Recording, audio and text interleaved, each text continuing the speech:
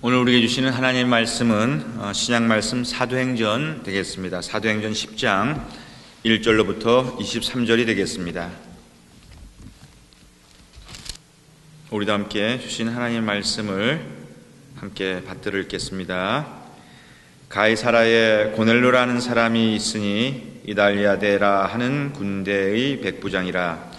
그가 경건하여 온 집으로 더불어 하나님을 경외하며 백성을 많이 구제하고 하나님께 항상 기도하더니 하루는 제9시쯤 되어 환상 중에 밝히 보매 하나님의 사자가 들어와 가로되 고넬료야 하니 고넬료가 주목하여 보고 두려워 가로되 주여 무슨 일이니까? 천사가 가로되 내 기도와 구제가 하나님 앞에 상달하여 기억하신 바가 되었으니 내가 지금 사람들을 욥바에 보내어 베드로라 하는 시몬을 청하라. 저는 피장 시몬의 집에 우거하니 그 집은 해변에 있느니라 하더라. 마침 말하던 천사가 떠나매 고넬료가 집안 하인 둘과 중졸 가운데 경건한 사람 하나를 불러 이 일을 다 고하고 욥바로 보내니라. 이튿날 저희가 행하여 성에 가까이 갔을 그때에 베드로가 기도하려고 지붕에 올라가니 시간은 제6시더라. 시장하여 먹고자 하매 사람이 준비한 때에 비몽사몽간에 하늘이 열리며 한 그릇이 내려오는 것을 보니 큰 보자기 같고 내 귀를 메어 땅에 들이웠더라. 그 안에는 땅에 있는 각색 4발 가진 짐승과 기는 것과 공중에 나는 것들이 있는데 또 소리가 있으되 베드로야 일어나 잡아 먹으라 하거늘 베드로가 가로되 주여 그럴 수 없나이다. 속되고 깨끗이 아니한 물건을 내가 언제든지 먹지 아니하였삼나이다 한데 또 두 번째 소리 있으되 하나님께서 깨끗하게 하신 것을 내가 속되다 하지 말라 하더라.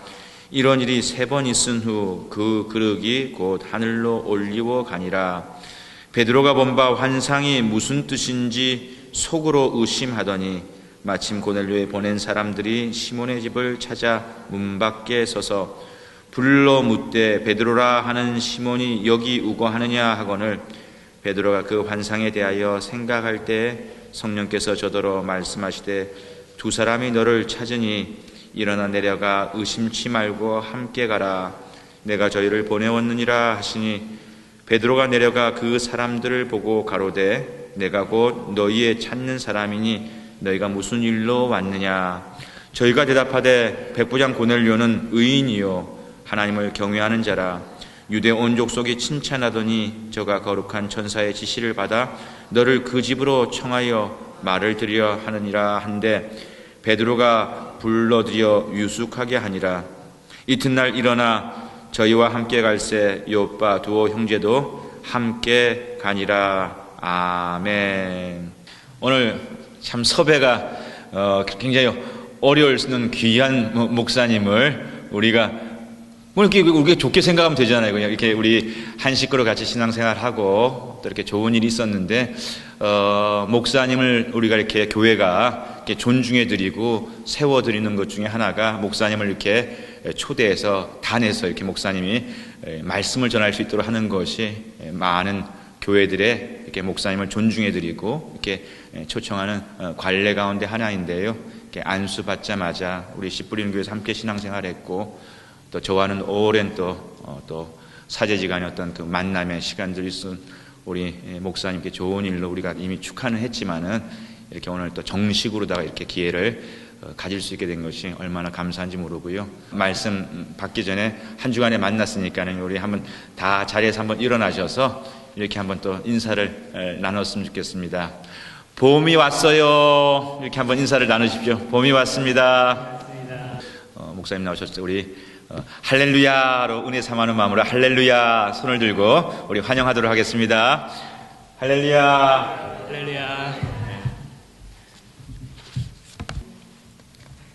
영광 할렐루야. 오늘 찬양 가운데 영광 할렐루야. 제가 말씀을 준비하면서 처음에 할렐루야 이렇게 적었는데 오늘 찬양 가운데 하나님께만 영광 돌렸으면 좋겠습니다. 오늘 선교 제목은 내가 보내옵노라 라는 말씀으로 사도행전 10장 전체의 말씀인데 오늘 1절에서 23절의 말씀을 함께 나누고 싶습니다. 먼저 하나님께 감사드립니다. 제가 혹 안수를 받지 못하고 돌아왔어도 환영해 주셨으리라 믿습니다. 사랑하는 씨 뿌리는 교회 성도님들께서 기도해 주셔서 정말 감사드리고 안수를 허락하시고 그리고 은혜 가운데 모든 과정들을 순조롭게 하셔서 이렇게 교회 가운데 기쁨을 나누며 말씀을 전하게 하시는 우리 주님께 감사와 영광을 돌려드립니다. 하나님은 예수님을 이 땅에 보내주셨습니다. 하나님이 우리에게 예수님을 보내셨음을 믿으십니까? 하나님께서는 구약에서뿐 아니라 지금도 하나님의 사람들을 보내십니다. 에스겔서 2장 3절 말씀에 사람아 내가 너를 이스라엘 백성에게 보낸다. 그들은 지금까지 나를 반역하고 그들과 그들의 조상은 이날까지 내게 대들었다. 하나님께서는 심지어 패역한 백성, 하나님을 배반하고 범죄한 그들에게도 하나님의 사람을 보내어 주셨습니다. 하나님은 악한 사람들에게도 아들을 보내주셨습니다. 마가복음 12장 말씀에 나타난 예수님의 비유를 보면 포도밭 소작농의 비유가 나옵니다. 어떤 주인이 포도밭을 농부들에게 빌려주고 여행을 떠나고는 때가 되자 수확하려고 종들을 보내고 또 다시 다른 종들을 보냈으나 농부들은 주인이 보낸 그들을 업신 여겼습니다. 결국 주인은 사랑하는 아들을 보내게 됩니다. 그러나 그 악한 농부들은 그 아들마저 죽여버렸습니다. 하나님은 왜 사랑하는 아들, 독생자 예수 그리스도를 이 땅에 보내셨을까요? 왜 그렇게 하셨습니까? 그 목적은 바로 하나님의 뜻을, 하나님의 일을 행하시기 위함입니다. 예수 그리스도의 이름으로 죄사함을 받게 하시기 위함입니다. 또한 예수님을 알게 하시고 영생의 복을 주시기 위함입니다. 오늘 본문과 연결된 사도행전 10장 43절을 우리 한번 찾아봤으면 좋겠습니다. 사도행전 10장 43절의 말씀입니다.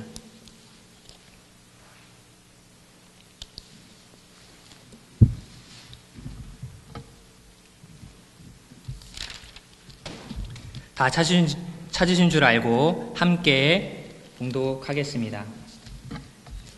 저에 대하여 모든 선지자도 증거하되 저를 믿는 사람들이 다 그 이름을 힘입어 죄사함을 받는다 하였느니라. 모든 예언자들도 예수님을 믿는 사람은 다 그분의 이름으로 죄를 용서받는다고 증언합니다. 이것이 복음의 메시지입니다. 사도행전 저자 누가는 복음이 어떻게 이방인에게도 전파되었는지를 설명하고 있습니다. 누가복음과 사도행전의 수신자 데오빌러여 이렇게 나와 있는데 사도행전의 데오빌러여는 하나님을 사랑하는 자에게라는 의미가 있습니다. 하나님의 친구, 하나님을 사랑하는 자에게. 데오빌러여, 오늘도 하나님을 사랑하여 이곳에 모여 예배드리는 우리들에게 들려주시는 하나님의 복음의 말씀인 것입니다. 이 시간 한번 옆에 있는 사람한테 이렇게 해볼까요? 데오빌러여. 이렇게 다시 인사했으면 좋겠습니다. 하나님을 사랑하는 사람이여. 이렇게 하나님께서 우리에게 권면해 주시는 것입니다. 복음 전파는 하나님의 구원 계획의 섭리이며 성령 하나님의 역사하심을 통하여 이루어지는 것입니다. 오직 하나님께서 행하시는 것입니다. 하나님은 지금도 살아계셔서 행하시는데 선교하시는 하나님이심을 이 시간 믿으시기 바랍니다. 구원사역의 주체는 역시 하나님 스스로이시라는 것을 믿으시기 바랍니다. 어떤 사람들은 이렇게 얘기합니다. 심판, 지옥이 없기에 구원의 사역도 필요하지 않으며 복음을 전파하는 것은 더욱 무의미한 일이라고 주장하기도 합니다. 그러나 이것은 하나님을 알지 못하기 때문입니다. 오늘 본문을 통하여 성령 하나님께서 역사하셔서 하나님이 어떠하신 분이신지를 바르게 알게 되기를 간절히 축복합니다. 오늘 본문에는 전 세계로 복음이 퍼져나가기 위한 사건 하나가 등장합니다. 그것은 바로 베드로와 고넬료의 만남을 주관하신 하나님의 사건이었습니다. 고넬료는 어떤 사람이었습니까? 다시 한번 말씀을 우리 함께 보겠습니다. 사도행전 10장 1절 2절 말씀을 다시 함께 읽겠습니다. 자신인 줄 알고 함께 봉독하겠습니다. 가이사랴에 고넬료라 하는 사람이 있으니 이달리아에 대해라 하는 군대의 백부장이라. 그가 경건하여 온 집으로 더불어 하나님을 경외하며 백성을 많이 구제하고 하나님께 항상 기도하더니. 아멘. 그는 가이사랴라는 곳에 있었습니다. 당시 가이사랴 하면 특별히 황제의 이름을 가진 계획된 도시로 지금 말하면 주변이 아닌 신도시 중심부 같은 곳이라고 생각이 됩니다. 그리고 로마 군대의 백부장이면 영향력이 있는 그런 신분입니다. 또 많은 보수를 받으며 당시 로마 사회에서도 매우 좋은 직업으로 인정이 되었습니다. 그런데 또 경건하여서 온 집으로 더불어 하나님을 경외하며 백성을 많이 구제하고 하나님께 항상 기도하는 사람이었습니다. 어떻게 보면 이런 사람도 있을까 싶어 부럽기마저 합니다. 정말 하나님을 알고 하나님을 경외하는 사람이었고 재력도 있기에 많은 사람도 구제하고 기도하는 사람이었습니다. 그래서 사람들에게 칭찬과 존경을 함께 받는 그런 사람이었습니다. 31절 말씀을 우리 함께 다시 보겠습니다. 31절 말씀입니다. 시작.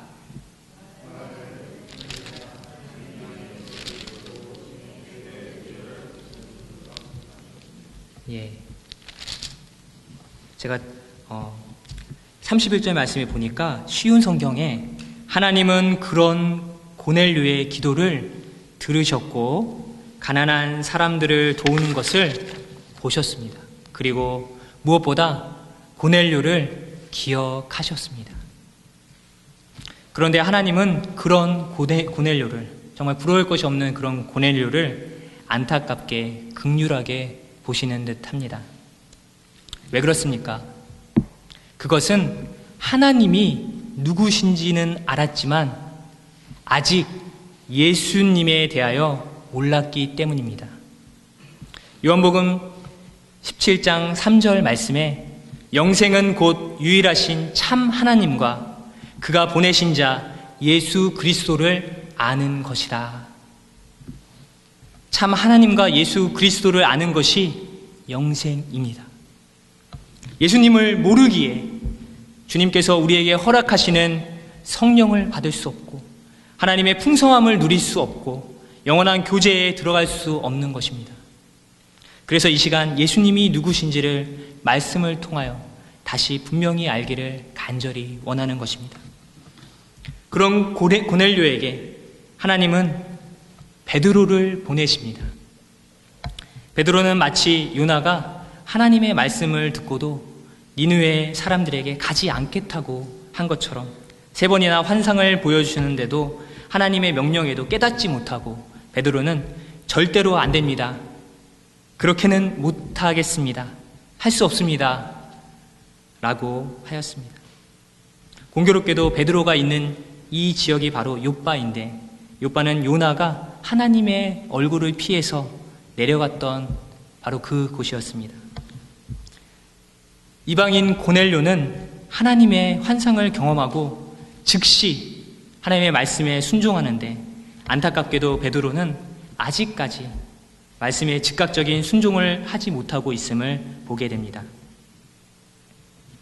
베드로의 모습이 어떻게 보면 먼저 믿게 된 우리의 모습이 아닌가 생각됩니다.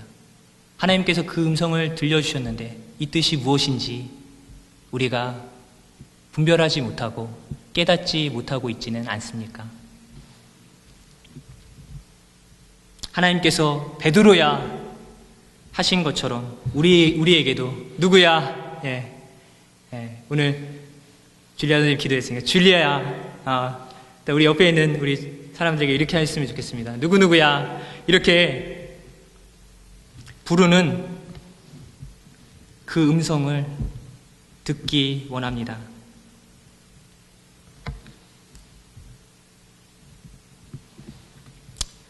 하나님 음성 듣기를 정말 사모하십니까? 그렇다면 고넬료와 베드로처럼 먼저 하나님께 기도해야 할 것입니다. 이들은 기도 중에 하나님의 천사, 하나님의 음성을 들었습니다. 하나님은 그분을 찾고 구하는 자들에게 만나주시고 뿐만 아니라 분명한 음성을 들려주십니다. 3절 말씀 우리 함께 보겠습니다. 3절, 본문의 3절 말씀입니다. 하루는 제9시쯤 되어 환상 중에 밝히 봄에 하나님의 사자가 들어와 가로되 고넬료야 하니, 고넬료야 라고 부르는 소리를 똑똑히 들었습니다. 쉬운 성경에 보니까 고넬료는 기도 중에 하나님의 천사가 다가와 고넬료야 라며 부르는 소리를 똑똑히 들었습니다. 이에 베드로는 유대인으로서 유대법에 의하면 절대 상종할 수 없는, 만날 수 없는 그 이방인 고넬료에게 갑니다. 때로는 우리가 전도를 하면서 우리의 생각으로 절대 이런 사람만은 안 되겠다, 못하겠다 라고 선을 먼저 그어버리는 경우가 있지 않습니까? 학교에서 학생으로 선생님께 또는 교수님께 또 복음을 전하는 것이, 또 직장에서 부하 직원으로 상사에게 복음을 전하는 것이, 임대자로서 또 집주인에게 복음을 전하는 것, 한국인으로서 또 일본 사람들에게 또 복음을 전하는 것, 지금 우리가 있는 이곳에서 유대인에게 복음을 전하는 것이 어려운 일인지 모르겠습니다. 그러나 베드로처럼 하나님께서 보내신다면 어떻게 해야 되겠습니까? 먼저는 순종하고 수용하는 것입니다. 고넬료가 보낸 사람들 역시 상종할 수 없었던 이방인들이었습니다. 한 사람은 고넬료의 부하로 외모적으로는 군인이라 당시 위협적인 복장을 했는지도 모르겠습니다. 베드로를 잡으러 왔나 하고 이런 생각을 할 수도 있겠습니다. 그런 모습 때문에 집으로 또한 들이기에는 더욱 힘든 사람이었을 것입니다. 유대법으로는 결코 이방인들을 집으로 들이는 일이 안 되는 상황입니다. 그러나 베드로는 성령 하나님의 음성을 듣고 순종했습니다. 이 순종으로 참 놀라운 일을 경험하게 되는 것입니다. 우리도 하나님의 음성을 듣고 순종하여 하나님이 예비한 사람들을 받아들여야 하겠습니다. 그 시작은 하나님 말씀에 순종하는 것입니다. 순종은 내 뜻을 내려놓고 하나님의 뜻을 받아들이는 것입니다. 베드로가 만일 순종하지 않았다면 그가 예수 그리스도를 증거할 때 이방인들이 성령을 체험하는 것을 결코 경험할 수 없었을 것입니다. 우리의 생각과 경험, 판단을 넘어서 하나님의 말씀에 즉각 순종하여 하나님이 쓰시는 사람이 되시기를 간절히 축원합니다. 베드로는 고넬료와 그 집 모든 사람들에게 예수 그리스도가 누구신지를 분명하게 전하고 있습니다. 예수님은 누구십니까? 36절 말씀에 예수님은 모든 백성의 주인이십니다. 만유의 주가 되십니다. 예수 그리스도를 통하여 평화의 복음을 선포하셨습니다. 죄된 인간이 하나님과 화평하게 되는 방법은 오직 예수 그리스도로 죄사함을 얻고 구원에 이르는 것입니다. 어느 날 문득 아내가 제게 질문 하나를 했습니다. 유대인들에 관한 다큐멘터리를 보면서 유대인들은 어떻게 구원을 받는지라는 질문이었습니다. 어려운 질문이었지만 제 답은 분명합니다. 제 대답은 오늘 본문의 고넬료도 바울도 예수 그리스도를 몰랐다면 여전히 죄와 사망 가운데 있었을 것입니다. 안타깝게도 아무리 훌륭하다 할지라도 예수 그리스도를 몰랐다면 여전히 죄와 사망 가운데 있을 수밖에 없는 것입니다. 율법을 철저히 실천하며 선행이나 공로로 구원을 얻을 수 있는 것이 아니라 오직 예수 그리스도를 믿음으로 말미암아 구원에 이르는 것입니다. 42절 말씀을 우리 함께 보겠습니다. 다 함께 42절 말씀을 함께 보겠습니다. 42절, 43절 말씀을 우리 함께 보겠습니다. 우리를 명하사 백성에게 전도하되 하나님이 산자와 죽은 자의 재판장으로 정하신 자가 곧 이 사람인 것을 증거하게 하셨고 저에 대하여 모든 선지자도 증거하되 저를 믿는 사람들이 다 그 이름을 힘입어 죄사함을 받는다 하였느니라. 아멘. 우리에게 명하사 백성에게 전도하되 하나님이 살아있는 자와 죽은 자의 재판장으로 정하신 자가 곧 이 사람인 것을 증언하게 하셨고 그에 대하여 모든 선지자도 증언하되 그를 믿는 사람들이 다 그의 이름을 힘입어 죄사함을 받는다 하였느니라. 예수님은 심판주로 다시 오십니다. 죄사함의 권세는 오직 예수님께 있는 것입니다. 구약 전도서 12장 14절 말씀에 하나님은 모든 행위와 은밀한 일을 선악 가운데 심판하시리라.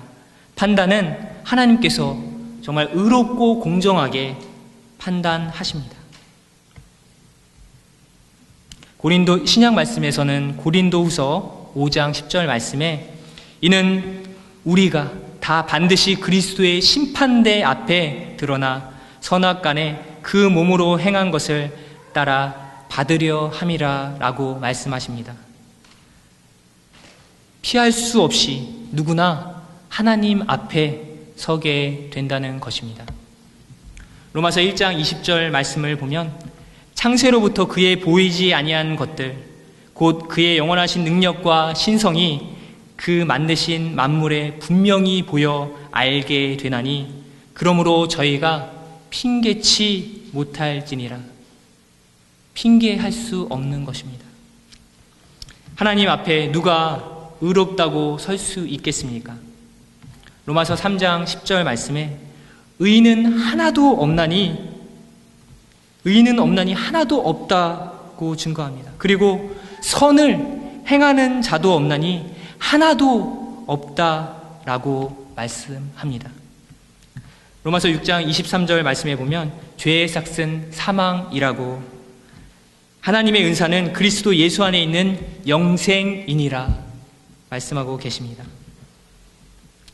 그러므로 결국 죄인된 인간은 죽을 수밖에 없고 한 사람도 빠짐없이 심판과 멸망에 이를 수밖에 없는 것입니다.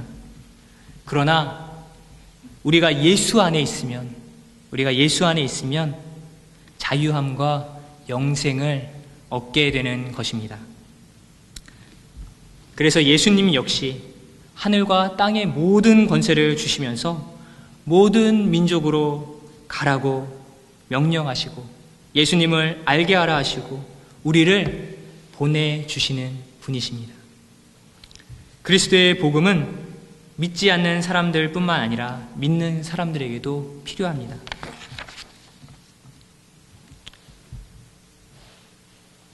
믿고 복음을 전하는 사람은 복음의 능력을 경험하게 됩니다.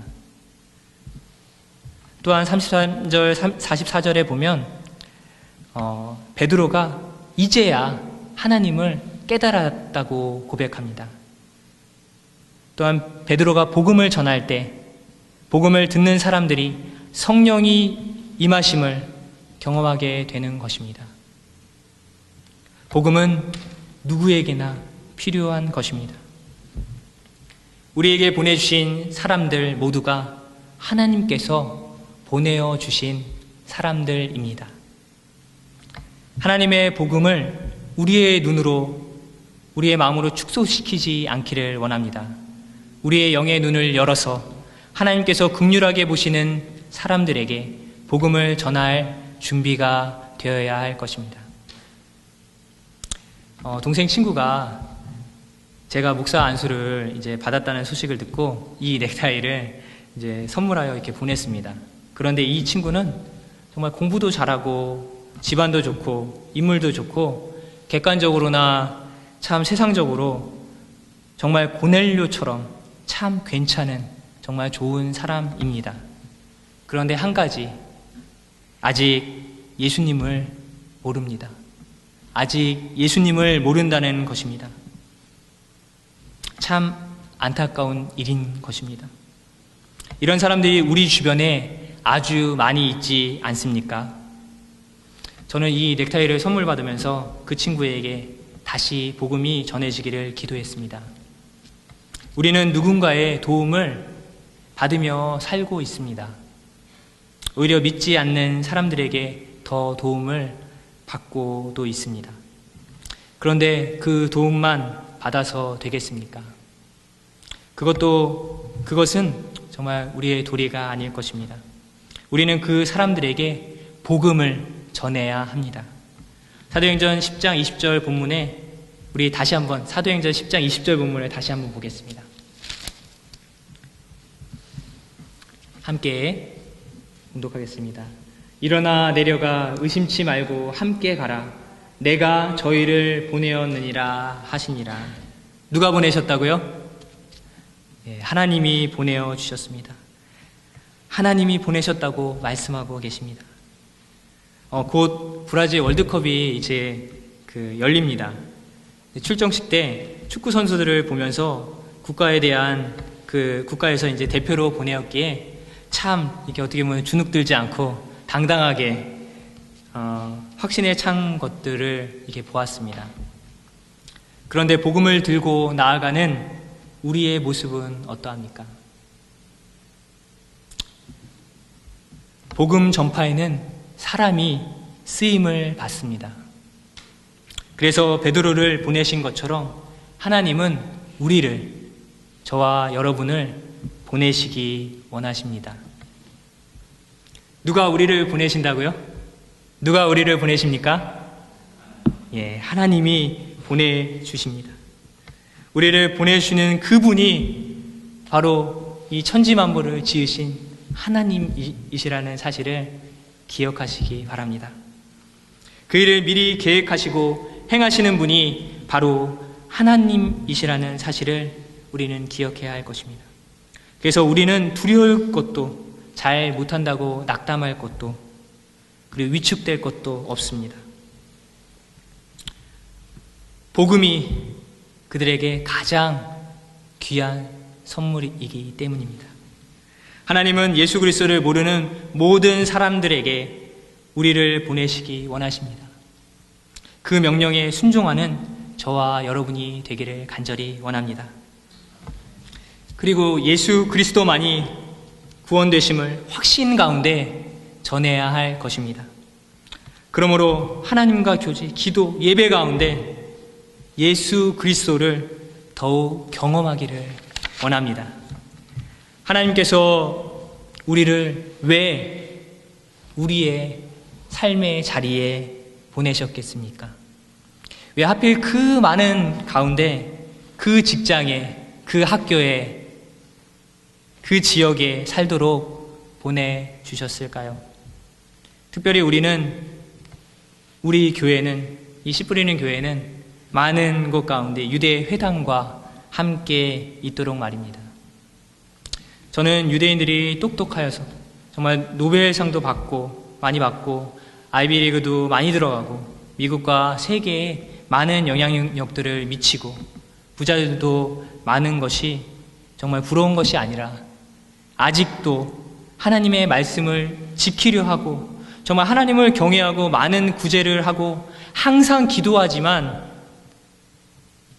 그러나 예수님을 모르고 살아간다는 것이 참 안타까운 것입니다. 우리는 복음을 담당한 자로서 그리스도인으로서 어떻게 살고 있습니까? 우리 그리스도인의 도리는 무엇입니까? 무엇보다 복음을 전하는 것입니다.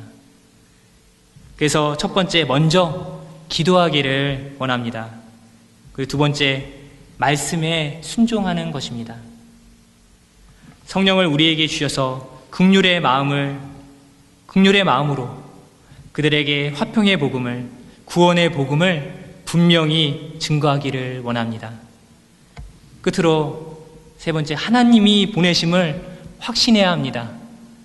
하나님이 보내셨음을 확신하고 우리의 삶의 현장에서 예수 그리스도를 전하는 저와 여러분이 되기를